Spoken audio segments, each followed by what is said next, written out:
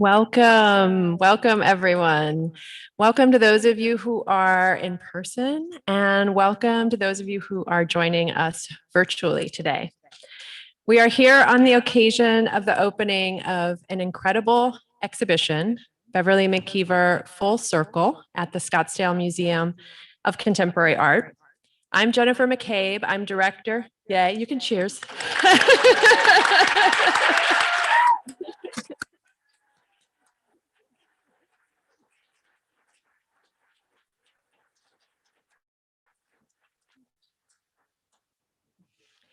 Now the boring part. I'm Jennifer McCabe, Director and Chief Curator at SMOCA. And before we get started, I'd like to ask you to join me in acknowledging and paying respect to the traditional custodians of the land we are on today. And they are the Salt River Pima Maricopa Indian Community, the Gila River Indian Community, the Auchin Indian Community, Fort McDowell Yavapai Nation, and the Pascua Yaqui Tribe. These are 5 local tribes of the 22 federally recognized tribes in the state of Arizona, the others of which I'd like to acknowledge generally, as they're an important part of our history, our current moment, and our future. The exhibition Beverly McIver Full Circle opened today, and it's the result of multiple years of planning. I'd like to recognize the early and most significant supporters of the exhibition, the catalog, and the public programs: Wells Fargo Wealth and Investment Management, the Andy Warhol Foundation for the Visual Arts, the National Endowment for the Arts, and Craven Allen Gallery.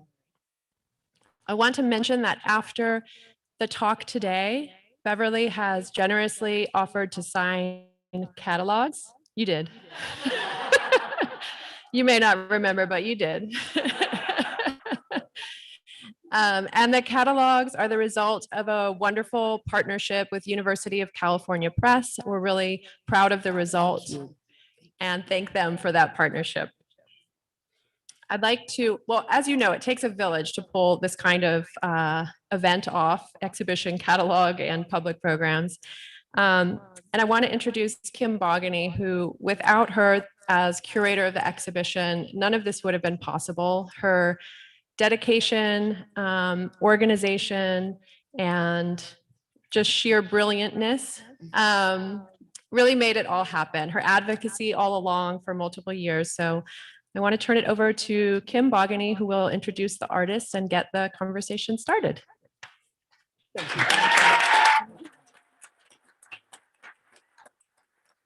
Good afternoon, everyone. How are we doing out there today? It's a good day. It is my pleasure and honor to be here. And let me say from the outset, this conversation is not going to be about Beverly and her artwork, but that it's actually going to be more about something that is very passionate and very near and dear to her, and that is mentorship, because of those who have mentored her and how she has in turn paid it forward. So this is really more about a conversation about that in the arts field, how important it is to have that. So we'll have that with 2 of her former students. But I wanted to, first of all, just sort of put a recognition out there in the audience, because we know there are multiple former students of Beverly that are here. So if you are here, stand up so we can see you and know you. Woo! Woo!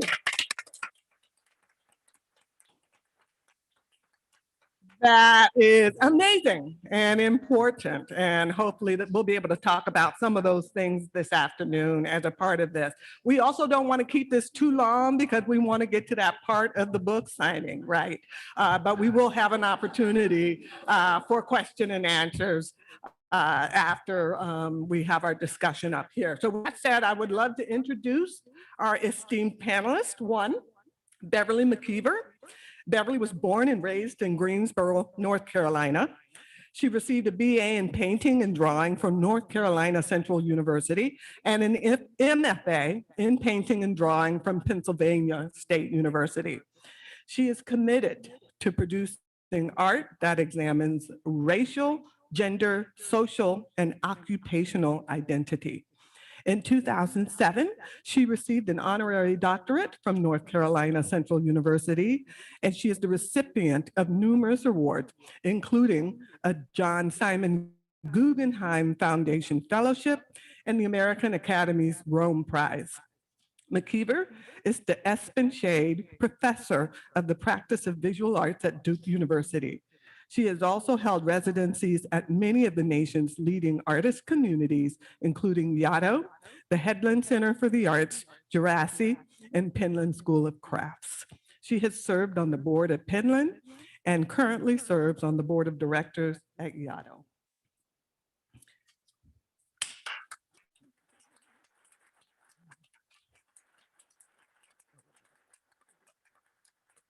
Next up is Carrie Hott. Carrie Hott is an interdisciplinary artist based in Oakland, California. She is the recipient of the Arcadia Award, a California Humanities Grant, and has had numerous residencies at Mills College and Headland Center for the Arts. She has most recently shown her work at the Yerba Buena Center for the Arts in San Francisco, Stamps Gallery at University of Michigan, and the Thatcher Gallery at University of San Francisco. Hott received her MFA from the San Francisco Art Institute and her BFA from Arizona State University, where she was a Beverly McIver student from 2000 to 2003. She also worked as Beverly's assistant.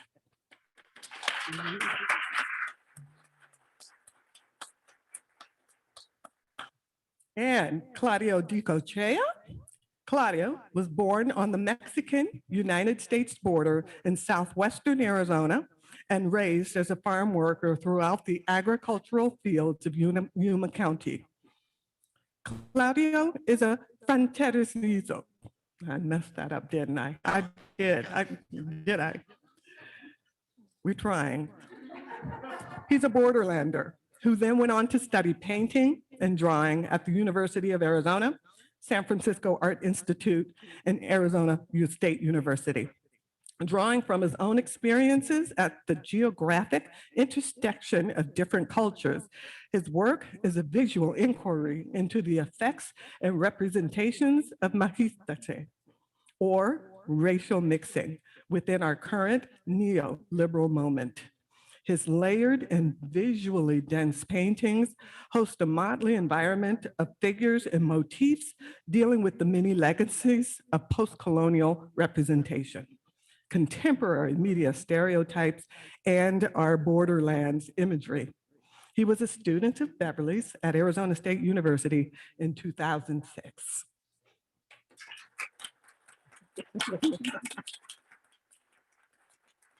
So with that said, what I would like to do is actually start by talking about Beverly and her struggles, shall we say, at Arizona, not at Arizona State University, but in undergraduate and graduate school, the impact of mentorship in finding her voice and essentially doing that through three professors who were an influence to her. So I just wanted you to be able to see her. This is a high school portrait of her.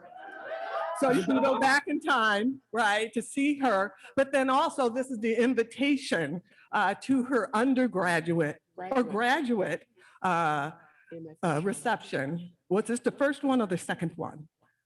This was the first one. That was the first one that actually ended up not happening. So there's a lot you could talk about, but needless to say, there were a lot of struggles. So with that, I would like to start with undergraduate school and Elizabeth Lentz and what she meant to you and how she helped you in undergraduate school. Well, I attended HBCU in North Carolina because I was looking for positive role models that were African American. And I get to Central, and my teacher there is Elizabeth, who happens to be white. So instrumental. I started painting still lifes because that's how I learned from her. That's what she taught me. And she was absolutely fantastic. And I'll never forget one day she said to me, you know, if you keep doing this, you can really make it. And I was like, really? Like, you mean like not be poor anymore? And she said, yeah. And I took her at her word. And she was really, really instrumental in me going to graduate school and learning the craft of painting. That's where I learned it, was through Elizabeth, undergraduate. And unfortunately, Elizabeth believed in me perhaps more than she believed in herself, because she committed suicide and is no longer with us. So There's another professor who was a huge influence in your life, and this time in graduate school, Richard Mayhew. How was he an influence for you? Richard Mayhew is the reason that I chose to go to Penn State. I met him there, and I love his color field paintings. He's still alive. What is he, like 99? Yes. He's old, but he's still alive and he's doing really, really well. He's still painting. I just saw an auction where his paintings are selling for six figures now. No. But he was at Penn State, and the reason I decided to go. And then after 1 year of my graduate studies at Penn State, he retired and left me there with the vultures.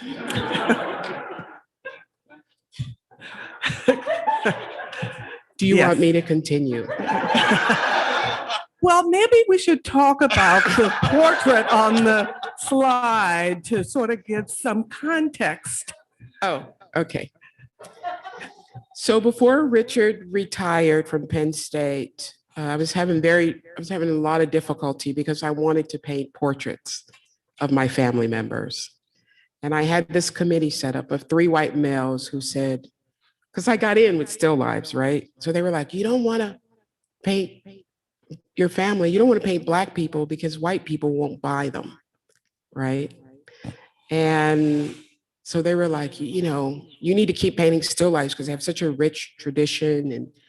And Richard came into my studio one day with this particular pastel drawing of a woman. And I just remember I was sitting there trying to get the courage up to keep painting Black people. And he came in my studio and he handed me this image. And he said, do you like it? And I said, oh my God, I love it. It's beautiful. And he said, here, you can have it. And he walked out. And so that's the start of, I said, I'm going to paint portraits. And I did. Even after he left, I was still painting portraits. Richard Mayhew was also influential in terms of taking you to galleries and to New York for the first time as well, right? Yes. So this was over 20 years ago, and it was before, you know, there was a business of being an artist, basically, and how to make it. And Richard had a class that I took that was where we would go to New York to visit galleries, meet with curators, talk to gallery dealers about how to sell your work, and all those things. He taught us how to write grants, all the business part of being an artist. He taught me how to do that, which was very, very important because, you know, it's great if you're a great painter or a great artist, but if you're not making any money, then you're poor, right? Yes. Yes. So this was a big deal to me. And so currently, through Creative Capital, I teach professional development to artists all over the country that they are hand selected by the Arts Council in that city and state, rather. And, you know, I go in and teach a weekend workshop on grant writing, negotiation, communication skills, how to put together a portfolio to approach a gallery, all of those things. So, because that's really been invaluable to me. There's a third one with great influence for you, and that's Gold, right? So why don't you talk a little bit about that? She's still alive too. She's old. I know I got to get some more mentors because I met Faith when I was a student at Penn State. And Faith had been invited by, I think it was the English department, to come in and speak about the writing on her quilts. And at that time, I was so distraught because they had denied me my degree at Penn State. And it really stopped me from painting. Like I quit painting. They just broke my spirit and said, you have to stay here another year. Even though I had passed my orals and passed my, written thesis and all those things. So I was just broken. And I went to Faith at at this talk. And a friend, a fellow graduate student was with me, and she said, go up there and talk to her. And I was so nervous. And I went up there and I said, told her what my name was. And I said, I'm a graduate student here at Penn State. And is there any way you can come to my studio? And she had this look on her face like, are you crazy?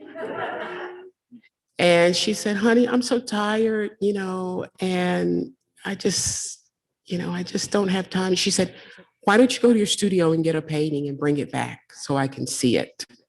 So I ran to my studio with a wet painting, got paint all over my clothes, and went back to her and showed her my painting and explained to her what had been happening to me at Penn State. And we ended up staying up all night because nobody wanted to take her to the airport at 4 a.m. And I said, I'll take her. So we went to a diner in downtown State College and just talked all night. And she said, well, I think I want you, I'd like for you to be my assistant.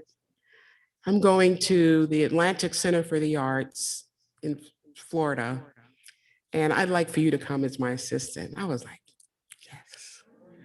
But I had to get permission from my committee to leave school because it was in February and it was for a month. And I had quit painting. So I was not painting I was just existing. And they said, no, you can't go. And they said, if you go, you're not going to graduate in May. That was the second time around, right? You're not going to graduate in May. And I said, I have to go.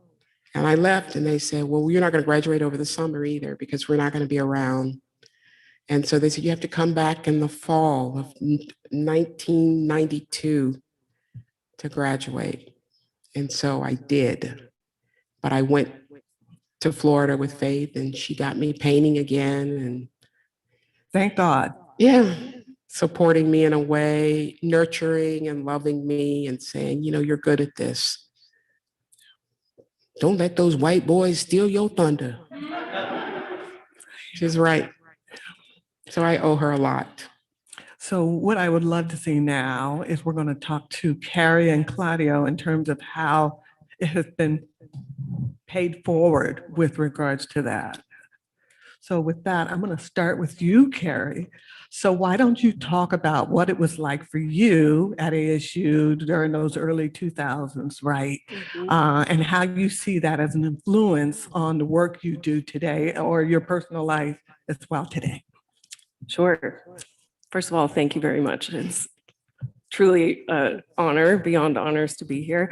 I went to Arizona State for undergrad, and I originally planned to major in psychology and art. I didn't understand that you could be a working artist. I knew that I loved art, but I needed a job and I needed a practical path.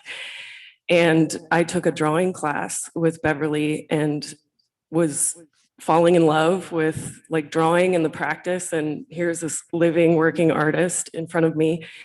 And I remember asking Beverly what she thought about my decision to double major. And you basically said, just do art. You're an artist.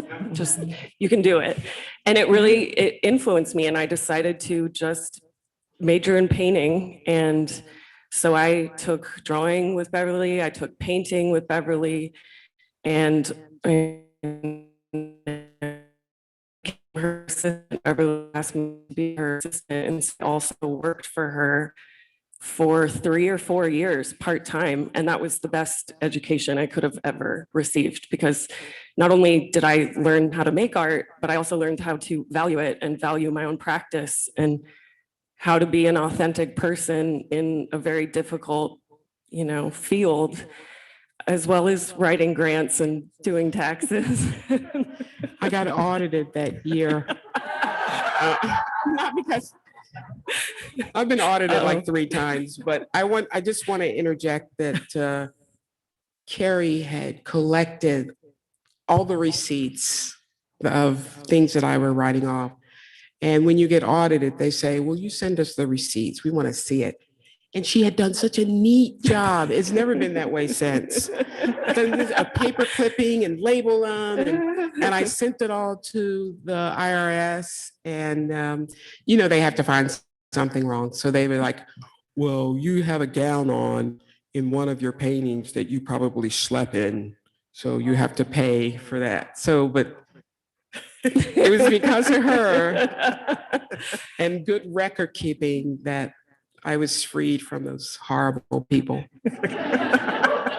And I learned a great deal, and I was 20 years old and I was learning, okay, not only do you need to know how to make art, you need to have this incredible rigorous practice, you need to have discipline, you need to respect yourself and your work above all, but you got to know how to do your taxes. You got to keep every receipt, So I just, among the practical influences that I currently feel, taxes are no big deal. I think a lot about the business of being an artist, as you describe. And I would say the other thing I'll add to that in my current work, which is different from painting, but very much influenced by that early education. I think a lot about the power of a composition of objects together, of color together. My work really focuses on the infrastructure around us and a lot of the unseen forces that exist that kind of mediate our lives. But I'm always thinking about what it means to create an image, and 100% learned that from Beverly in a very deep way. So, yes, thank you. So Claudio, same thing for you, with you being at ASU in about 2006. What was it like working with Beverly, and how she might have influenced you, and how do you see that impact now? That's a beautiful question, Kim. And again, thank you for the chance to be here with all of you. I'm going to get less nervous the more I talk, so I'm just going to jump in. I think the first thing I just want to say in regards to that is, in Professor McIver, hearing you describe your mentors and what they each brought into the way that you were developing a spectrum of being, and a spectrum of being in the arts, it was just dawning on me how you did all of those things for us. It was just dawning on me how, when you were describing your first mentor, how you focus into supporting and encouraging us to exploring the material, to trying to find ways of relating with it and making something with it. I remember how you focused on folding us into the work of being an artist, which is separate from the work of making artwork itself, right? Making us go to openings, making us learn what the business part of it, letting us be all right with the fact that if you needed to live off your work, that it was okay to make a living off of it. And so go ahead. And that included all these administrative components, grant writing, putting your resume together, building relationships with your peers and professionals. And then when you were talking about the work that you were doing with Ms. Ringgold, and then also with the work that you're doing with Creative Capital, about making sure that artists get to develop those administrative capacities that exist outside of the studio, that they get to develop, we get to develop our communicative or articulative capacities, to learn how to think through ideas, to learn how to talk through them, and to develop our investigative capacities. I mean, wasn't it Sontag that said artists are freelance explore perception reporting back? Wow. And so you asked us to embody all of that. And so when you're asking in the ways that I was one of many who were fortunate to experience and benefit your mentorship. I mean, pick a thread, all of those things, spin the wheel. And to this day, the way that it manifests itself now, Kim, is that then this is probably something I never told you about, but then it made me think differently about our practice, and that I began to all of a sudden imagine art making as a kind of belonging, and what it means to belong to something through a shared practice, the practice of making art and of making a life in the arts.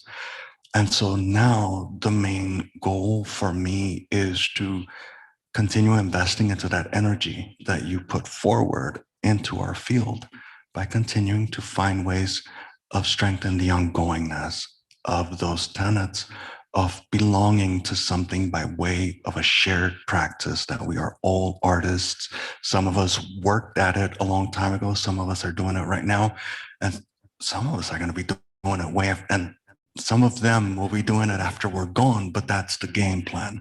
Does that make sense, Kim? That totally makes Okay. sense. I mean, that's the game plan. That really is the game plan. This is like how we can continue to move it forward, but then provide the tools that people need. Because for Beverly, she had to really struggle to find those tools, and she was fortunate, right? So why can't we just somehow share in advance and make that road less difficult to travel for the next generation? And I'm going to say in particular for artists of color, because we always seem to be 2 steps behind with regards to how we get forward. So I think it's really critical to make sure that we're broadening it out so that people can hear and know and have that right away. So that's just powerful. So with that. Oh, wait, can I say something? Yes, you can. So a couple of years ago, I teach at Duke, so I live in Chapel Hill.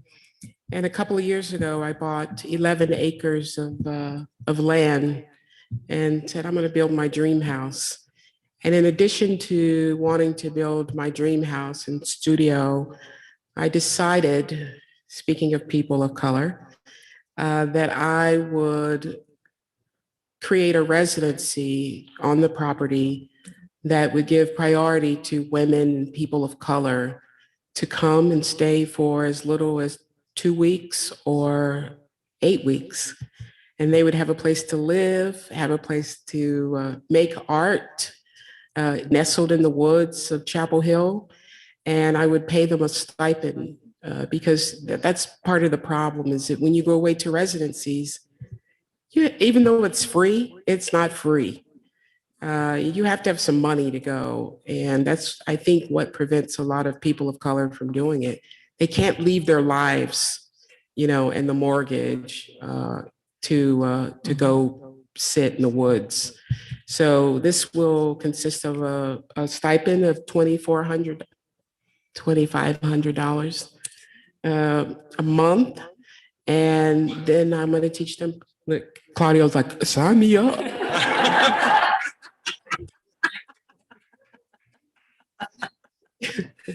It's going to be called Rennie's Place, after my sister Renee, who made all those spot holders that have completely sold out. If you have any at home, you should bring them in. You could sell them. And the really, really good news is that I had the pleasure of meeting Billy Zen and Todd Williams, who are architects in New York City and who designed the Phoenix Art Museum, along also most recently with the Obama Library in Chicago. They designed that. And they have agreed to design Rennie's Place pro bono.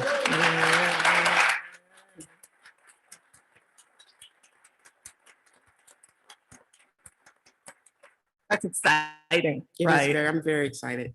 That's exciting. And I think that sort of leads into a great segue to really talk about, and you've talked about this a little bit, but I'll open it up to all 3 of you to basically talk about when you were a student and what it is like now out there, and what's the differences that you see, because I see that the art world has become really super competitive.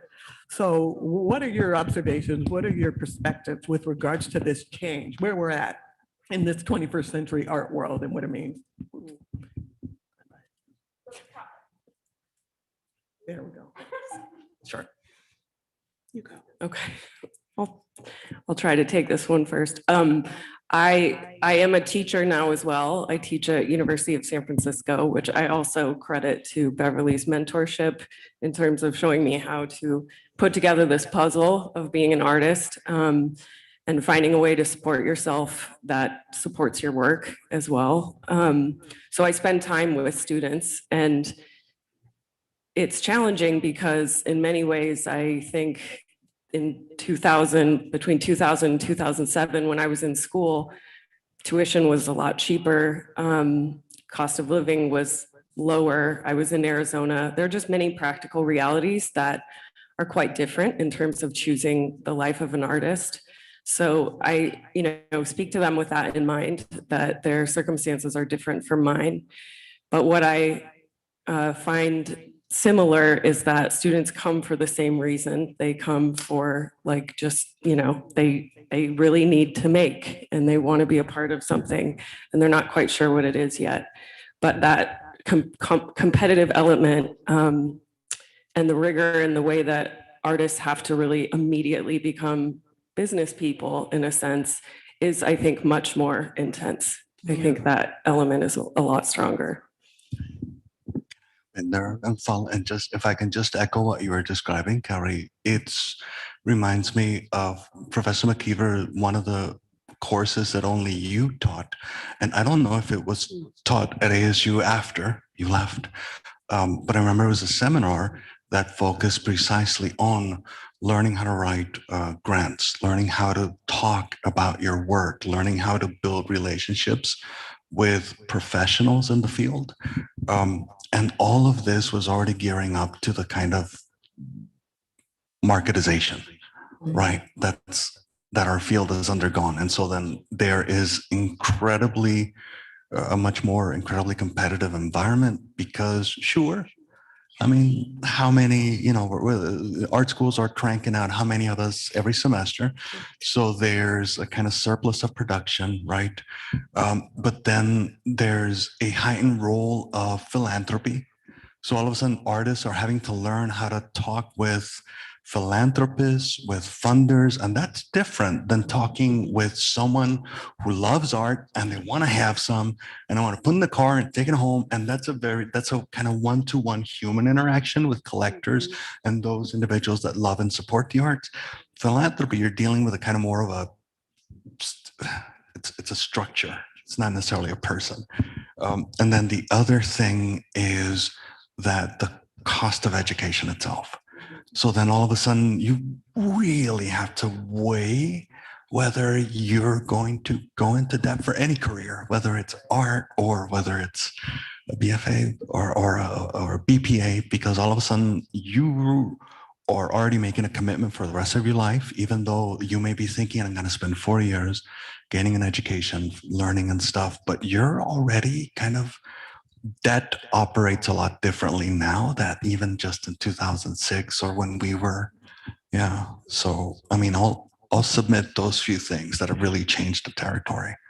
I've had students, or I would not say students, artists who will want to come to me, show me their work, their portfolio, and they might have very clearly not gone on to get even an undergraduate, let alone a graduate degree. And they're basically wanting to see how they can skip steps. That's right. To get into the professional field of being an artist. And they're usually disappointed when I tell them, have you thought about going back, getting your degree? Because it's really more about that camaraderie of being amongst fellow students, fellow artists, and that brain power you get when you do that. But I'm hearing what you all are saying with regards to the cost. It's an expensive endeavor to go to college. So what are your thoughts with regards to that for that generation now, right? With regards to, they're wanting to get into the field, but they may be wanting to bypass getting a formal education to help with that structure. What do you think? Well, the students I currently teach at Duke, because they're one percenters, going to bypass everything. They just think money can get them to the top. And they also think that they're smarter than I am and that they really can't learn anything from me. I hope there's no one here from Duke.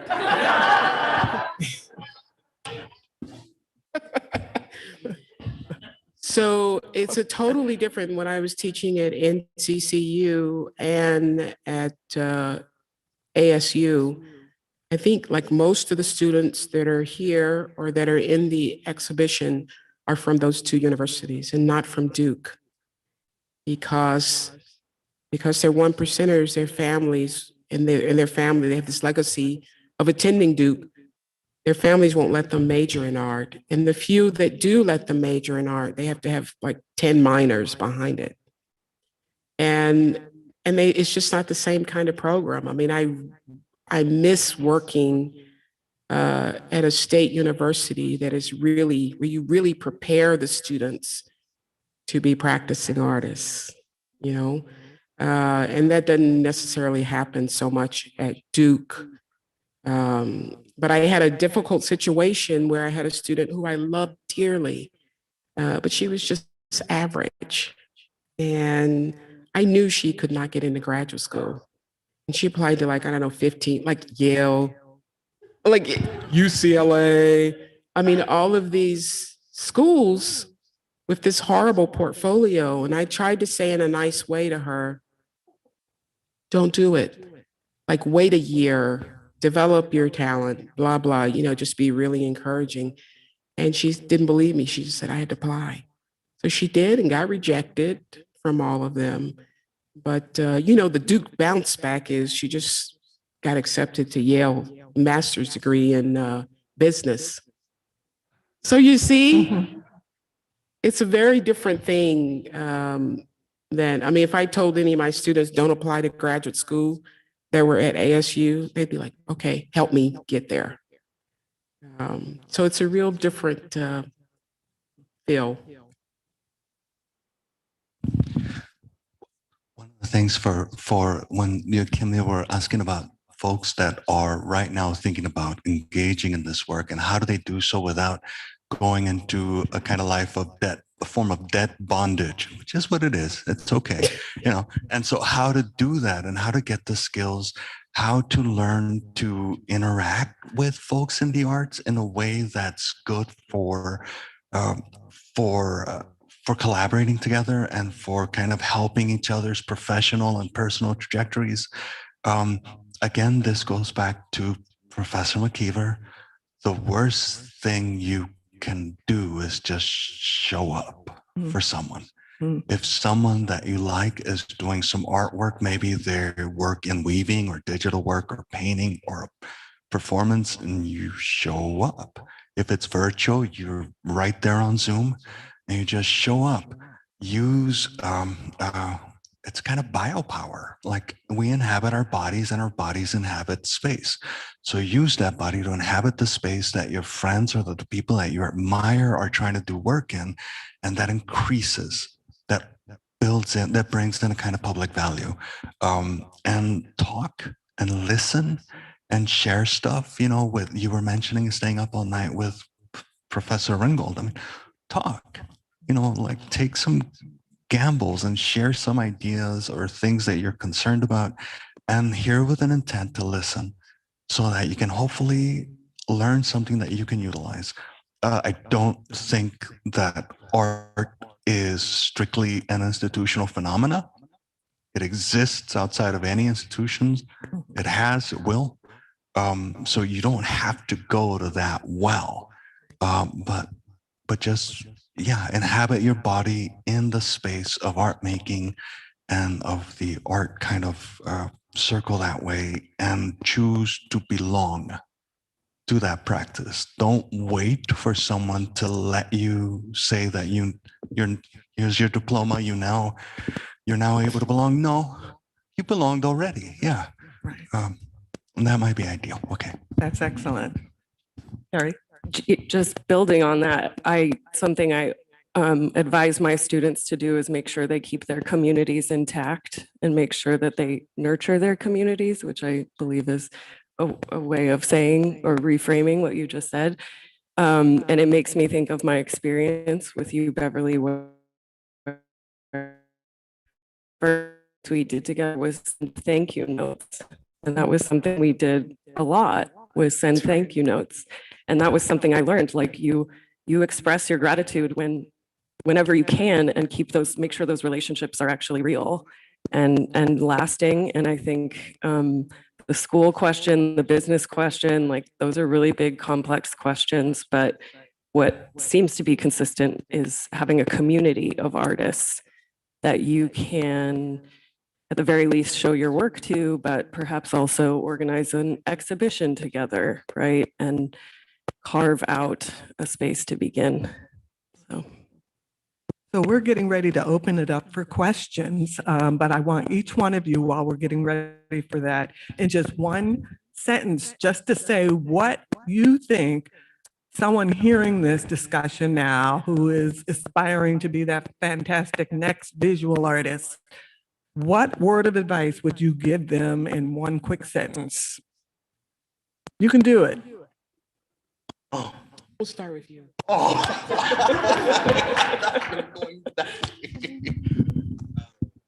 One sentence. Mm-hmm. Or you can make it two.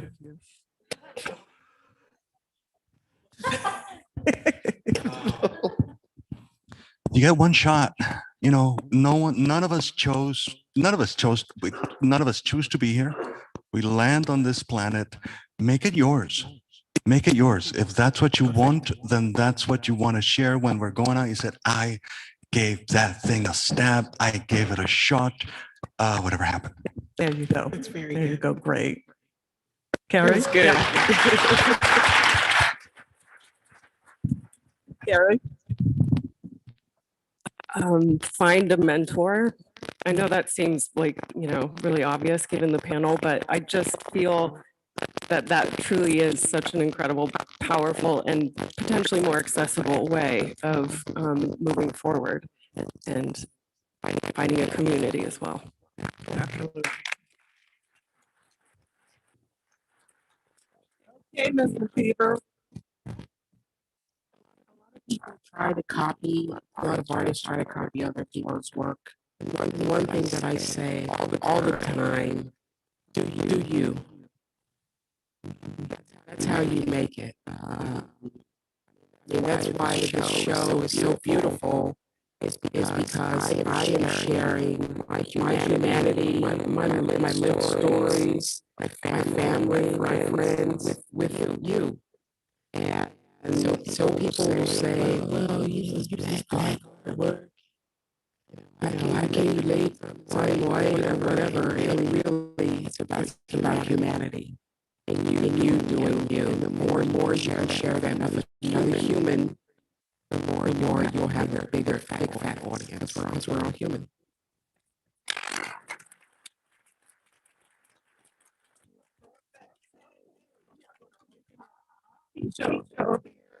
Will be taking your presence and I believe realize when we get questions from the virtual audience out there. Wow. Anybody have any questions? I will walk around and I'll speak into the microphone for you. Don't be shy.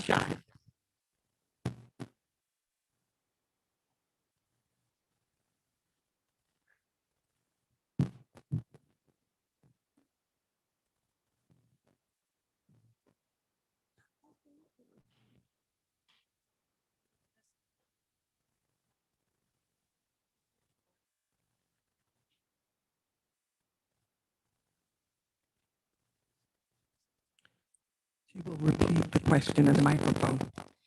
Given the competitiveness of the art world, how do you keep your joy and participate in social justice in that moment? Drugs.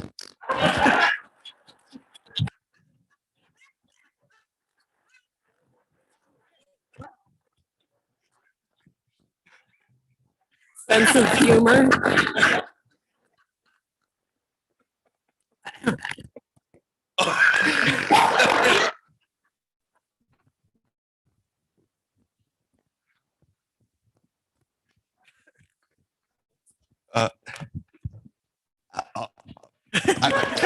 I'm gonna take a risk and say that maybe art making itself can be understood as a kind of social movement.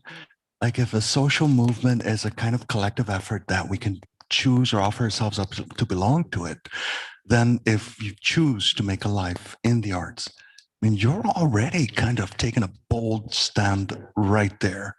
And if anybody can choose to belong to that practice, then that might be something just radical, because then we're suggesting that art making has a democratizing forward. Um, um,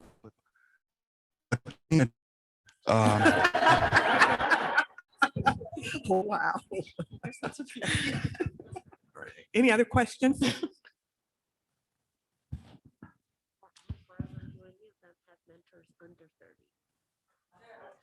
For all four of you, do any of you have mentors under 30?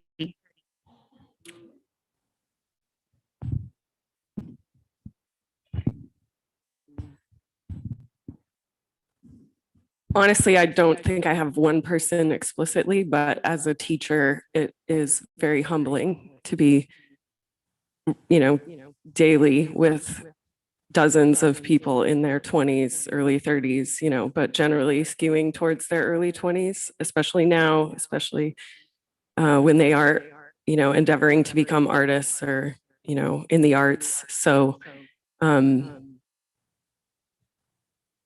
I've never thought about it as mentorship, but that is a great way to think about it. Thank you.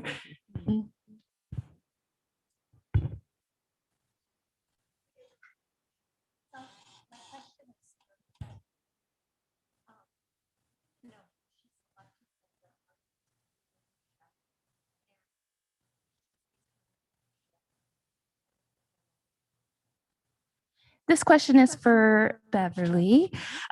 How did you select the other artists that are in the exhibition, and also Kim as well? I know you participated in that. And how have you seen your mentorship benefit them over the years? I didn't select the artists that are in the show. I have some great students that are close friends that I still keep in touch with, and Kim curated the paintings that are hanging in there. She selected the students' work. She did the whole thing. So It basically two things. Beverly is prolific at her work, so I had to curate and select her exhibition out of hundreds of artworks, which was not easy. But two for one. Sorry. But the exhibit about those who mentored her, as well as those she in turn mentored, it too was a challenge because there are many to choose from. There's many former students to choose from.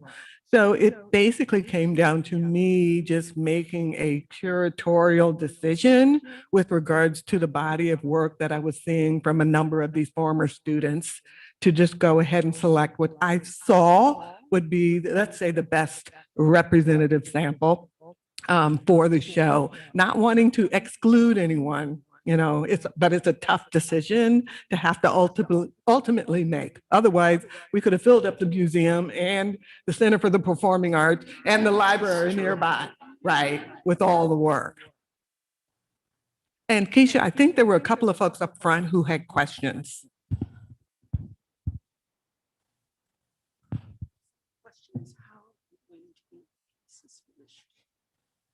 How and when do you know a piece is finished?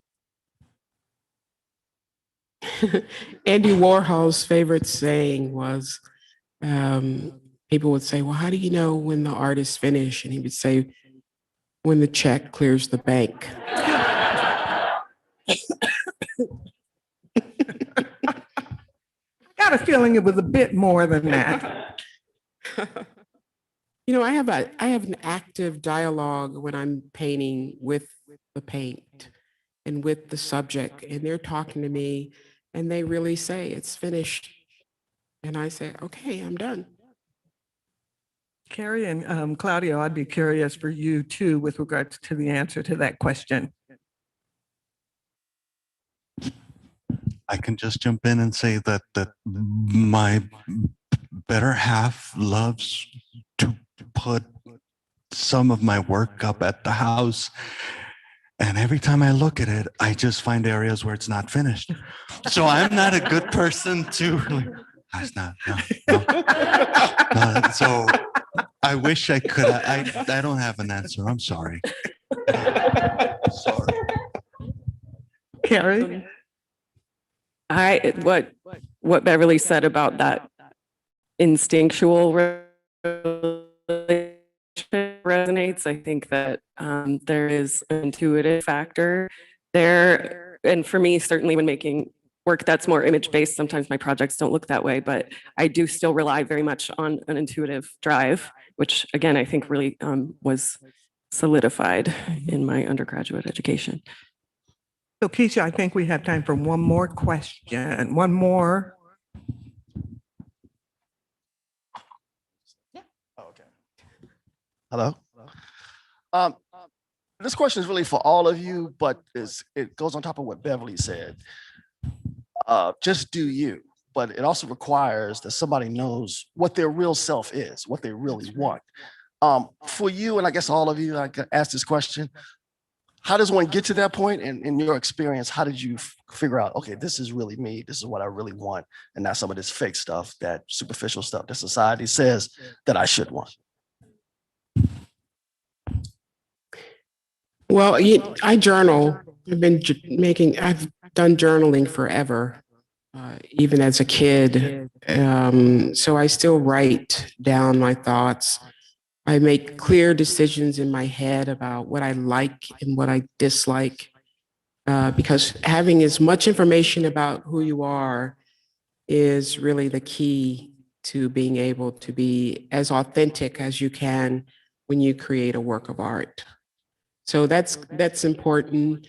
I have friends around me. I mean, my gallery dealer often says to me, just, can you paint some happy paintings? And I show him like my dead peonies and say, this is a happy painting, So I'm really good or Kim, when I made the depression painting, she was like, don't show that shit.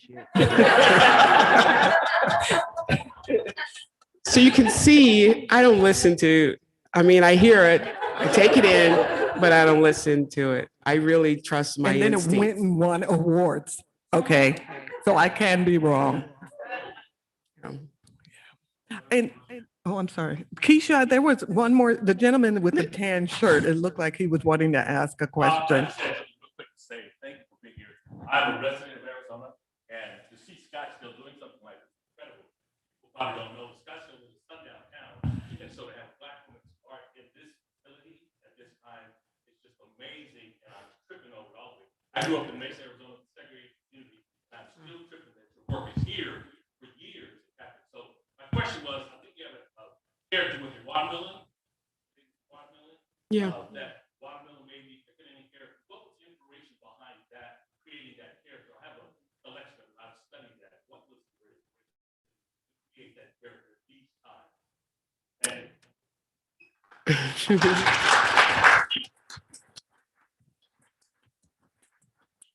it is a miracle that it's here. The exhibition is here.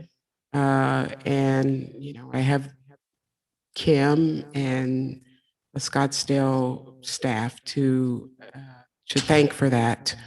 The figure that's eating a watermelon is me in Blackface. When I was a youngster, I wanted to be a professional clown. And so I was in the clown club in high school, and you could only be white. So it's white face, white gloves, white blonde hair, etc. And so then after seeing a performance a couple of 3 years later of these people performing dance performance, they were dancing in blackface. It just occurred to me that, wait a minute, I could be Black, could be a Black clown. This is all before Cirque du Soleil, by the way. Ringling Brothers rejected me. So glad they're out of business. So I know, don't hate people. Don't hate, don't hate. I know, I was hate, sorry. So the blackface became a liberation, first starting with my mother dressing up in blackface to talk about her occupation as a domestic worker. So you see blackface with white kids and watermelon, because, you know, the stereotype is that if you're Black, you love watermelon. It has nothing to do with color, but so yeah, just sort of enjoying this, or tapping on all those little tchotchkes that are all over the place, especially in the South, of stereotypes of Black people, sort of bringing that to the forefront and saying how stupid it, you know, like, really? Because So, we do love watermelon. I love watermelon. I do too, but I won't eat it in public. Mhm. I don't eat it in public. So with that, thank you very much for being here. We are now going to transition into our book signing. Thank you, Beverly, Carrie, Claudio. Yay. Thank you. Beverly, I'm going to ask you to leave now. We're going to go ahead and get you situated.